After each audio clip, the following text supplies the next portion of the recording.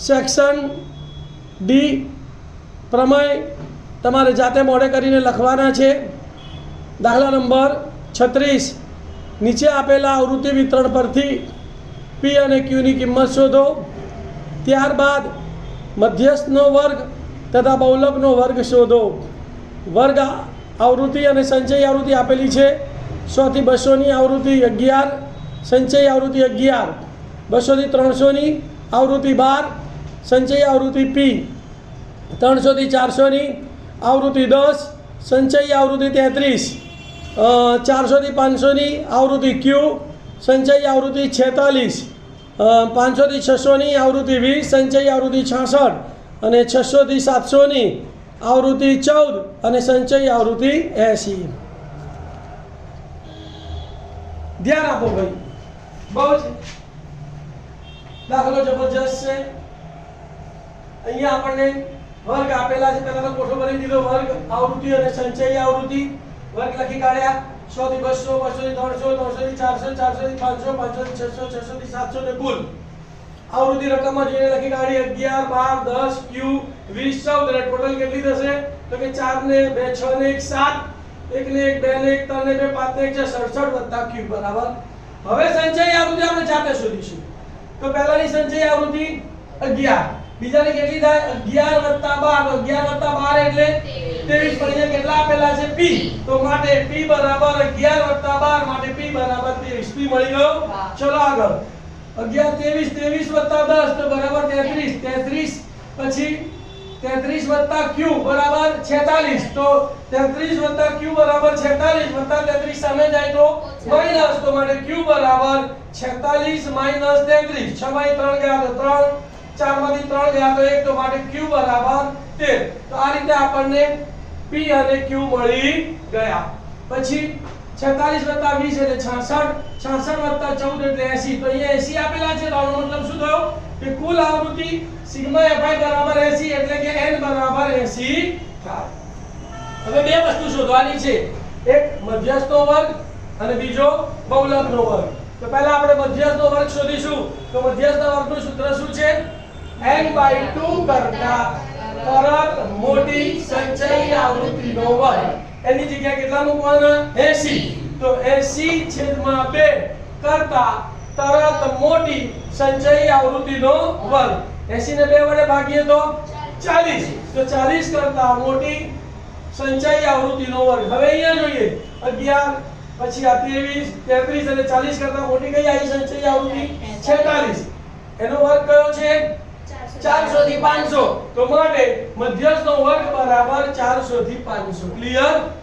હવે બહુલકનો વર્ગ, તો બહુલકના વર્ગની પદ કયું છે તો કે સૌથી મોટી આવૃત્તિનો વર્ગ।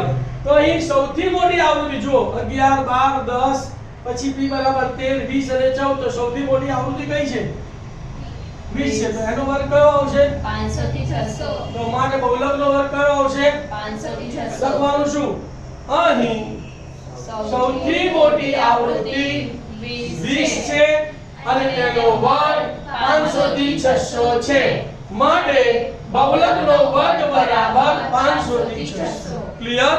લખી કાઢો। દાખલા નંબર 37 4 સેન્ટીમીટર ત્રિજ્યાવાળા વર્તુળના એવા સ્પર્શક રચો કે જેમની વચ્ચેના ખૂણાનું માપ 45° હોય। રચનાના મુદ્દા લખો। ધ્યાન આપજો ભાઈ અહીંયા। તો પહેલા આપણે પક્ષ લખીશું। વર્તુળ O કેન્દ્ર 4 સેન્ટીમીટર આપેલ છે। તૃતીય વર્તુળ O કેન્દ્ર 4 સેન્ટીમીટર ને એવા સ્પર્શક રચો કે જેથી તેમની વચ્ચેના ખૂણાનું માપ કેટલું થાય 45° થાય। પહેલો મુદ્દો O કેન્દ્ર લઈ અને 4 સેન્ટીમીટર ત્રિજ્યાનું પહેલા તો આપણે ચાપ રચી કાઢીએ બરાબર।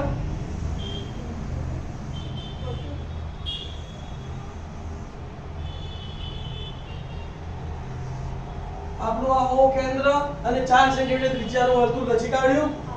હવે બીજો મુદ્દો આપણે કેટલા અંશનો ખૂણો જોઈએ છે 45, તો કે ખૂણો AOB એવો રચો કે જેથી માપ ખૂણો AOB બરાબર 180 ઓછા 45 બરાબર 135 થાય. તો બે ત્રિજ્યાઓ રચવાની છે OA અને OB કે જેથી કરીને એ બંને ત્રિજ્યાઓ વચ્ચેનો ખૂણો કેટલો થાય 135. તો 135 ત્રિજ્યા રચવા માટે શું કરશો? તો ધ્યાન આપો, પહેલા કોઈ પણ એક વ્યાસ રચી કાઢજો ઊભો. બરાબર, એને આપણે પહેલાને બિંદુ નામ આપી દઈએ આ A. બરાબર, 180 ના બે ભાગ થઈ ગયા. હવે આપણે અહીંથી ને 45 અંશનો ખૂણો રચી કાઢીએ તો બાકીનો ખૂણો કેટલો થાય 135. આ બાજુ 45 નો રચી કાઢીએ તો અહીંયા બાકીનો ખૂણો કેટલો થાય 135. તો 45 નો ખૂણો રચવા માટે આપણે શું કરીએ છીએ ભાઈ? વર્તુળના કેન્દ્ર લઈશું, કોઈ પણ ત્રિજ્યાનું અર્ધવર્તુળ ચાપ રચીશું. પછી અહીંથી ને પહેલો ચાપ એટલે 60, અહીંથી બીજો ચાપ એટલે 90, 60 અને 120, 60 અને 120 ઉપરથી બે ચાપ રચીશું એટલે આપણને ખૂણો કેટલાનો મળ્યો 90 નો. હવે 90 નો અડધો રચવાનો એટલે 45. તો અહીંથી આટલી ત્રિજ્યા લેવાની, એક ચાપ અહીંયા અને અહીંથી ને એક ચાપ અહીંયા મારવાનો અને આ બંને વચ્ચે જોડતી રેખાખંડ દોરી કાઢવાની. આ તમારું બિંદુ B નામ આપવાનું. તો આ ખૂણો થયો તમારો 135 અંશ. શું કર્યું? 135 અંશનો ખૂણો રચવા ફરીવાર જોઈ લો કે પહેલા એક રેખાખંડ વ્યાસ દોર્યો, કોઈ પણ એક વ્યાસ દોર્યો. એ વ્યાસને હવે આપણે આ બાજુ રચના કરવી છે તો પહેલા ઉપર આ બાજુના અડતલમાં આપણે 45 અંશનો ખૂણો દોરવાનો. તો આપણે વ્યાસ O ને કેન્દ્ર લીધું, કોઈ પણ ત્રિજ્યાનો અર્ધવર્તુળ ચાપ માર્યું. અહીંયા જ્યાંથી છે ત્યાંથી પહેલો ચાપ માર્યો એટલે 60, અહીંથી બીજો ચાપ માર્યો એટલે 120, 60 ઉપરથી ચાપ માર્યો અને 120 ઉપરથી ચાપ માર્યો એટલે 90 આવ્યો. હવે આ 90 નો અડધો તો આટલી ત્રિજ્યા લીધી અને અહીંથી એક ચાપ અહીંયા માર્યો અને અહીંથી એક ચાપ અહીંયા માર્યો એટલે આ ખૂણો કેટલાનો થઈ ગયો 45. તો આ ખૂણો બાકીનો ખૂણો કેટલાનો થયો 135. બરાબર. હવે ત્રીજો મુદ્દો, બિંદુ B માંથી રેખાખંડ OB ને લંબ રેખા રચો.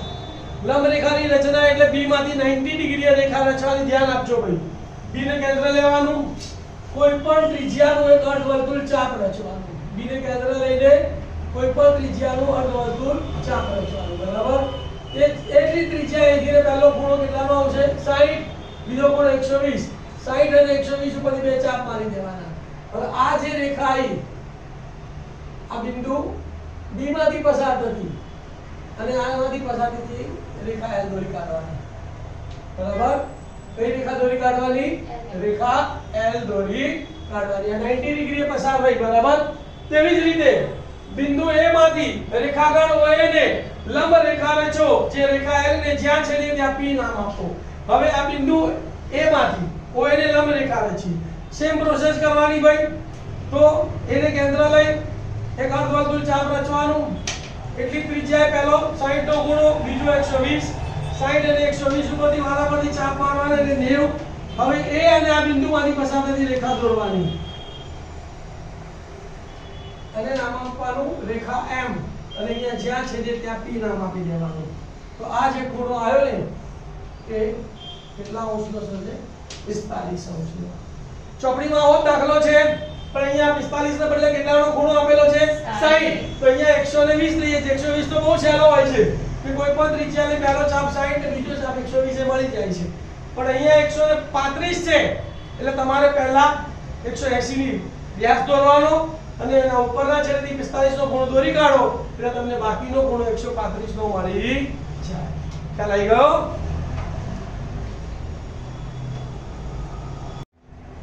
અથવા 37 8 સેન્ટીમીટર આધાર અને 4 સેન્ટીમીટર વેધવાળા સમદ્વિ બાજુ ત્રિકોણની રચના કરો અને પછી એવો ત્રિકોણ રચો જેની બાજુઓ સમદ્વિભુજ ત્રિકોણની અનુરૂપ બાજુઓ કરતા 1.5 ગણી હોય. રચનાના મુદ્દા લખો. ધ્યાન આપજો ભાઈ. પક્ષ સમદ્વિ બાજુ ત્રિકોણ ABC માં આધાર AB બરાબર 8 સેન્ટીમીટર અને વેધ OC બરાબર 4 સેન્ટીમીટર છે.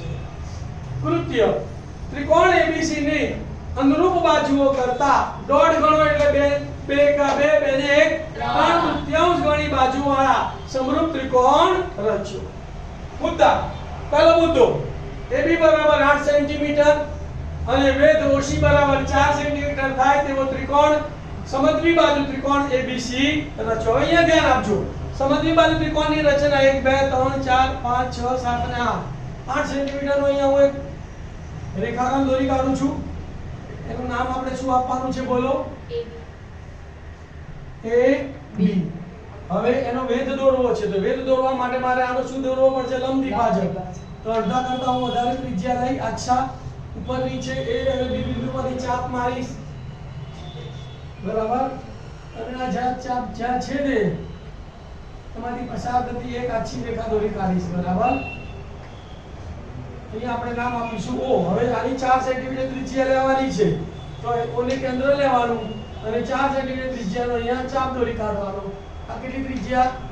4 સેન્ટીમીટર. આ 8 સેન્ટીમીટર. અહીંયા જ્યાં છે તે બિંદુ C આવ્યું તે C જોડી દો અને BC જોડી દો એટલે માંગેલ સમજવી વાળું ત્રિકોણ થઈ ગયું. બીજો મુદ્દો, રેખાખંડ AB ના જે અડતલમાં બિંદુ C છે તેના વિરુદ્ધ અડતલમાં લઘુકોણ BAX થાય તેવું AX કિરણ રચો. તો શું કરવાનું? કોઈ પણ એક કિરણ રચી કાઢવાનું 90 કરતા નાનું x નામ આપવાનું. આ કિરણ રચ્યું એનો મુદ્દો ફરી એકવાર બોલો ચલો. રેખાખંડ AB ના જે અડતલમાં બિંદુ C છે તેના વિરુદ્ધ અડતલમાં લઘુકોણ BAX થાય તેવું AX કિરણ રચો. હવે અહીંયા ભાગ કેટલો છે? 3 એટલે સૌથી મોટો આંકડો 3 છે ને તો આના ઉપર તમારે 3 બિંદુ લેવાના. તો એનો મુદ્દો શું થશે બોલો? કિરણ AX પર 1/3 AX કરતા નાની, 3 ભાગ હોય તો 1/3 AX, 4 ભાગ હોય તો 1/4 AX બરાબર કરતા નાની અનુકૂળ આડ ત્રિજ્યા લઈ બિંદુઓ A1 A2 A3 એવા રચો કે જેથી A1 બરાબર A1 A2 બરાબર A2 A3 થાય. ધ્યાન આપો ભાઈ, કોઈ પણ એક ત્રિજ્યા લઈશું અને 3 ભાગ મારવાના છે, 1 2 અને 3. અને નામ આપી દઈશું A1 A2 અને A3. ખ્યાલ આવી ગયો? છેદમાં કેટલો ભાગ છે? 2. તો કયો મુદ્દો આવશે? રેખાખંડ A2B રચ્યો. છેદમાં જે ભાગ હોય એની સાથે B ને જોડવાનો તો રેખાખંડ A2B રચ્યો, બરાબર. હવે એના પછીનો મુદ્દો કે બિંદુ A3 માંથી રેખાખંડ A2B ને સમાંતર રેખા રચવાની જે AB કિરણને જ્યાં છેદે ત્યાં B' નામ આપો. તો સમાંતર કિરણ રચવા માટે શું કરીશું ભાઈ? મેં તમને શીખવાડેલું કે પરિઘથી તમારે સમાંતર ફૂટપટ્ટીથી દોરી કાઢવાની અને પછી અહીંયા B' નામ આપવાના. પછી એના બનાવટી ચાપ પણ મેં તમને શીખવાડેલા કે અહીંયા કેન્દ્ર લઈને એક આટલો અર્ધવર્તુળ ચાપ એટલો જ A2 માંથી ચાપ મારી દેવાનો. આ જેટલો પહોળો છે એટલો આના પરથી આ ચાપ મારવાનો, આ જેટલો પહોળો છે એના પરથી આ ચાપ મારી દેવાનો. આ રીતે આને સમાંતર રચવાનું, જ્યાં છે ત્યાં B' નામ આપવાનું. ક્લિયર? એ જ રીતે બિંદુ B' માંથી કોને સમાંતર? BC રેખાખંડને સમાંતર કિરણ રચો જે AC કિરણને જ્યાં છેદે ત્યાં શું નામ આપીશું? C' નામ આપો. તો અહીંથી ભાઈ તમારે ભૂતપટ્ટી મૂકીને સેટ કરીને એક સમાંતર રેખા રચી કાઢવાની. ત્યાં અહીંયા તમારે C' નામ આપવાનું. પછી શું કરવાનું બોલો? અહીંયા B' ને કેન્દ્ર લઈ ચાપ એટલી કેન્દ્ર લઈ ચાપ માર દેવાનો. આ ચાપ જેટલો પહોળો છે એટલો આના ઉપર ચાપ મારવાનો અને અહીંથી આના ઉપર ચાપ માર દેવાનો, બરાબર. કારણ કે તમે ઓરિજિનલ કરવા જશો ને તો બહુ ટાઈમ લાગશે અને પરફેક્શન પણ આવશે નહીં. એટલે તમારે પરફેક્ટ વાળા સમાંતર રેખાઓ રચી કાઢવાની અને પછી અહીંથી કોઈ બી ત્રિજ્યા લઈને ચાપ એટલી ત્રિજ્યા A2 પરથી ચાપ, પછી આના ઉપરથી અહીંયા અને આના ઉપરથી અહીંયા ચાપ મારી દેવાની. એવી જ રીતે આને B માંથી આને સમાંતર ફૂટપટ્ટી મૂકીને કિરણ દોરી કાઢવાનું. પછી B' ને કેન્દ્ર લઈ કોઈ પણ ત્રિજ્યા લઈને ચાપ મારવાનો, એટલી ત્રિજ્યા લઈને B ને કેન્દ્ર લઈને ચાપ મારવાનો. પછી અહીંથી ને જેટલું પહોળું છે અહીંથી આના ઉપર ચાપ માર દેવાનું, અહીંથી આના ઉપર ચાપ માર દેવાનું. ઓકે? દાખલા નંબર 38. નીચેનું કોષ્ટક એક વિસ્તારમાં 25 પરિવારના ખોરાકનો દૈનિક ઘરગથ્થુ ખર્ચ બતાવે છે. દૈનિક ખર્ચ રૂપિયા 100 થી 150 થાય એવા 4 પરિવારો, 150 થી 200 થાય એવા 5 પરિવારો, 200 થી 250 થાય એવા 12 પરિવારો, 250 થી 300 થાય એવા 2 પરિવારો અને 300 થી 350 થાય એવા 2 પરિવારો છે. પરિવારના ખોરાક પરના દૈનિક ઘરગથ્થુ ખર્ચનો મધ્યક યોગ્ય રીતનો ઉપયોગ કરીને શોધો.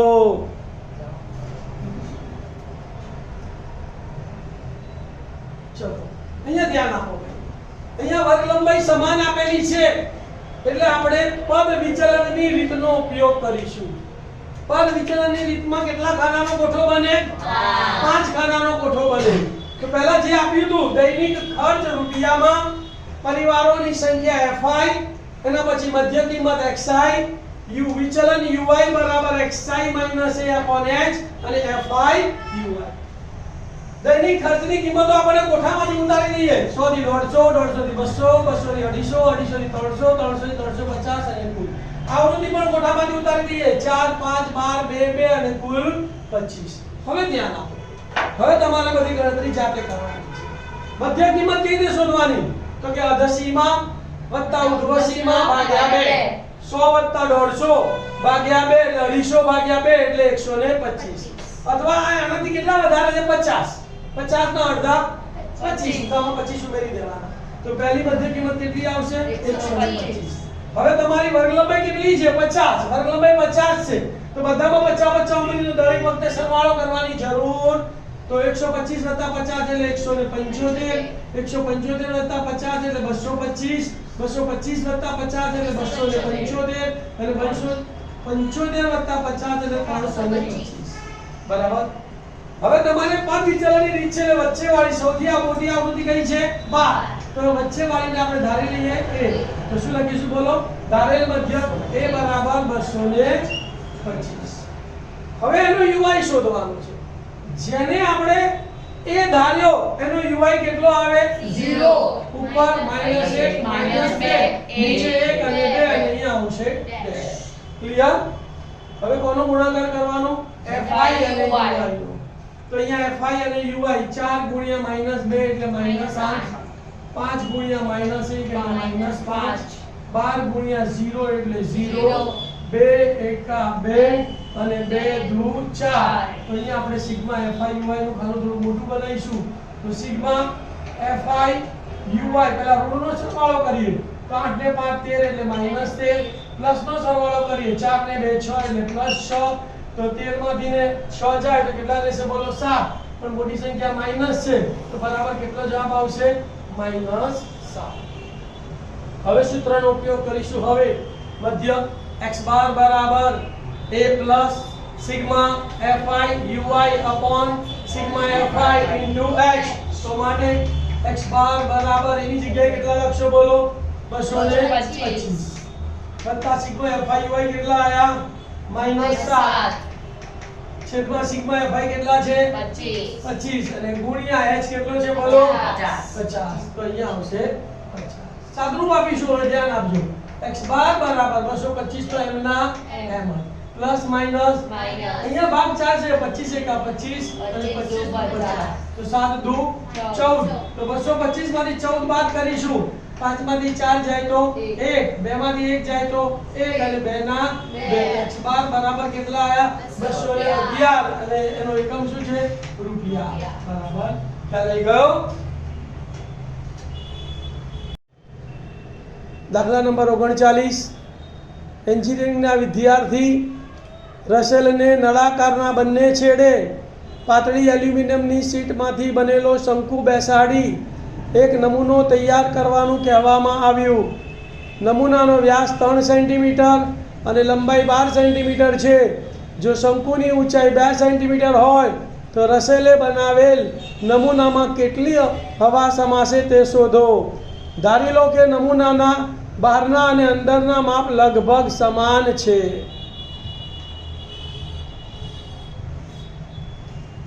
ધ્યાન આપજો ભાઈ.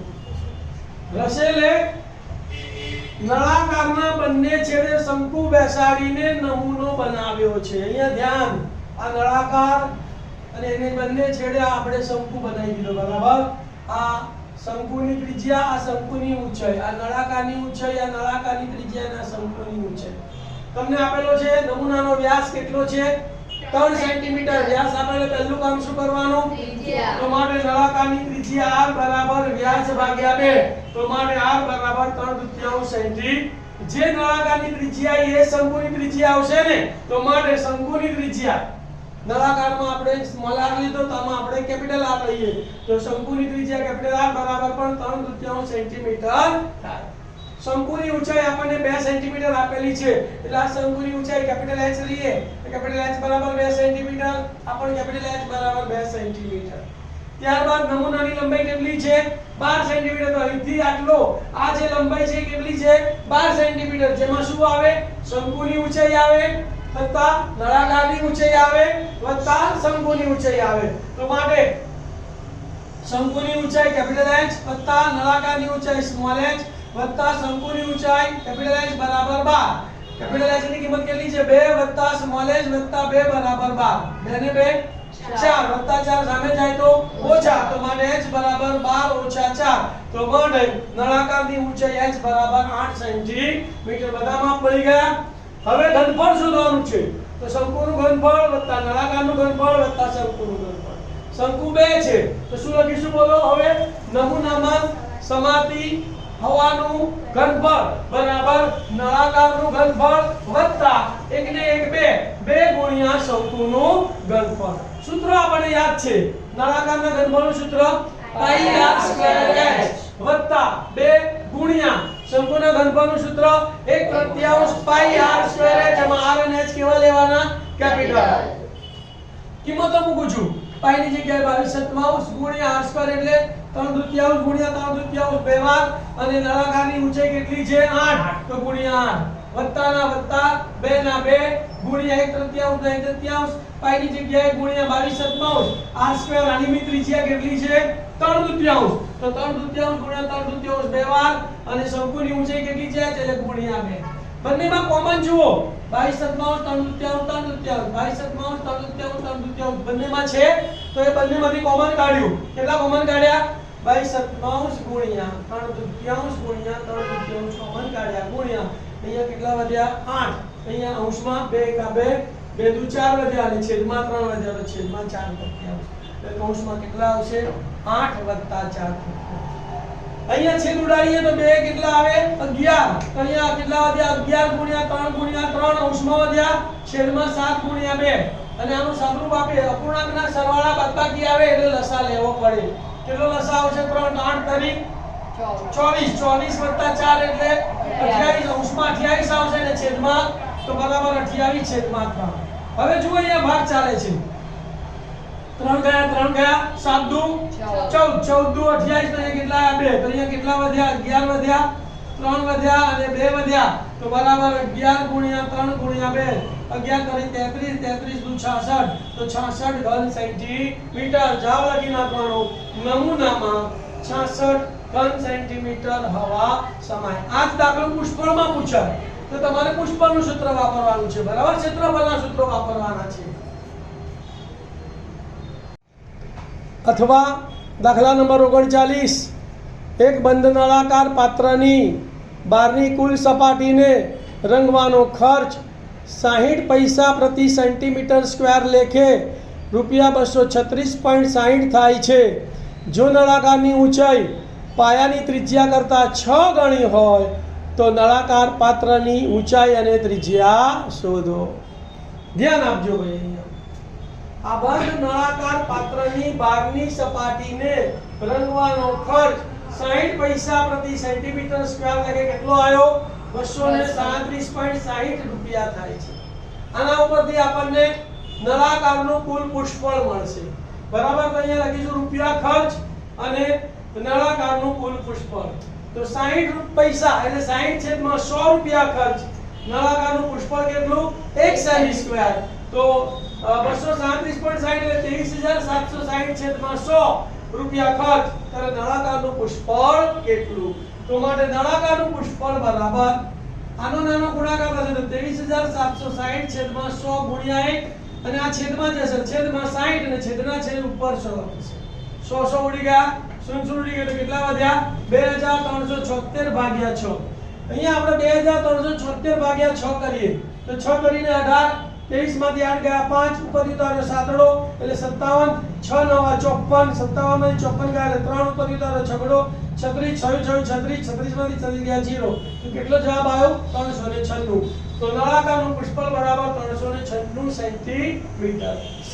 સેન્ટીમીટર સ્ક્વેર હવે તમને શરત આપી છે કે નળાકારની ઊંચાઈ તેની પાયાની ત્રિજ્યા કરતા 6 ગણી છે ધારી લઈશું આપણે ધારો કે નળાકારની પાયાની ત્રિજ્યા બરાબર 8 સેન્ટીમીટર તો માટે નળાકારની ઊંચાઈ h બરાબર શું થશે 6r સેન્ટીમીટર હવે નળાકારનું કુલ પુષ્પળ આપણે શોધી કાઢ્યું કેટલું છે 396 સેમી સ્ક્વેર નળાકારના કુલ પુષ્પળનું સૂત્ર બધાને યાદ છે કયું સૂત્ર છે 2πr કૌંસમાં h વત્તા r બરાબર 396 કિંમત મૂકું છું 2 ના 2 ગુણ્યા પાઈ ની જગ્યાએ 22 r ના r કૌંસમાં ગુણ્યા h ની જગ્યાએ 4 વત્તા r ના r બરાબર 396 આ બેનો આપણે સરવાળો કરીશું અને બાકી બધું એમનું એમ કરીશું 22 દુ 44 છેદમાં 7 ગુણ્યા 6r વત્તા r એટલે 7r અને 7r ગુણ્યા r એટલે 7r સ્ક્વેર 7 7 ઉડી ગયા તો અહીંયા કેટલા વધ્યા 44 ગુણ્યા r સ્ક્વેર બરાબર 396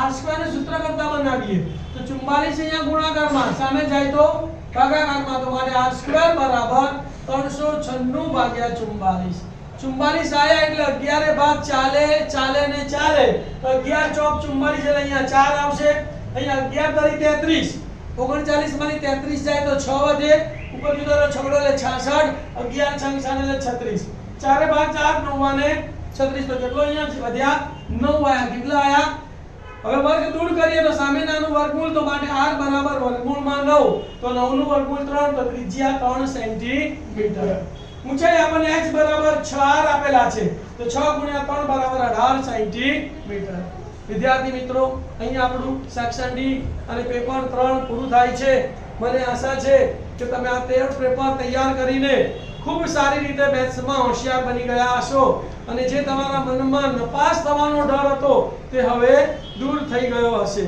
તો તમારા જેવા હજારો વિદ્યાર્થીઓને મદદરૂપ થવા માટે આ લિંક આ વિડિયો શેર કરજો મારી ચેનલને સબસ્ક્રાઇબ કરી લાઈક કરજો અને આવા અસંખ્ય વિડિયો મેળવવા માટે બેલના બટનને દબાવવાનું ભૂલશો નહીં તો આપ સર્વોને all the best thank you ઓમ નમઃ શિવાય